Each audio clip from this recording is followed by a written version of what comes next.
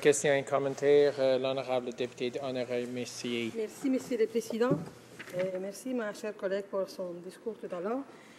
Il y a une question qui m'impressionne, qui me choque un peu dans le comité de la Chambre des communes quand on a parlé sur ces projets de loi. Et on parlait ici qu'un témoin disait « Nous partons du principe que la Constitution du Canada est la loi suprême du Canada, comme on le prévoit l'article 52 de la partie 7, etc.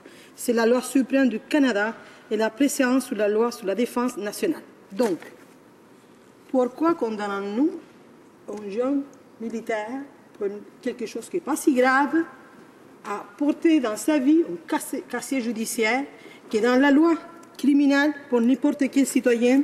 C'est une punition qu'on va appliquer à des criminels, à ceux qui enlèvent un enfant, etc. Donc, je voudrais que vous m'expliquiez un peu plus sur cette injustice que je trouve qu'on a dans l'application de la loi. Honorable député d'Alfred Bellin. Merci beaucoup, Monsieur le Président. Puis j'aimerais par la fait même remercier ma collègue Honoré Mercier.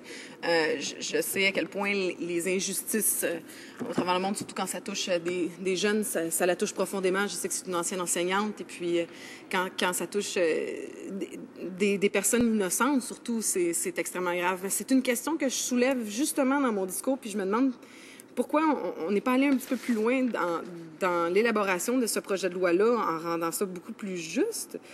Pourquoi on aurait un casier judiciaire quand je vais le dire vraiment en termes,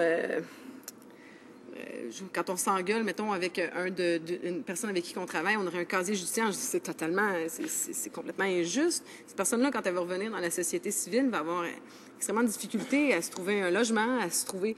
C'est très dur aussi de se trouver un travail quand on a un casier judiciaire. Donc, on brime ces gens-là qui donnent du temps de leur vie, des années de leur vie pour servir leur pays.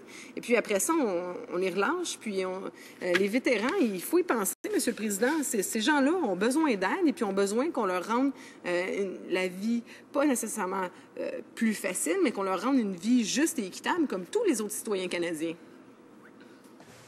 Resuming debate, the honourable member. L'honorable député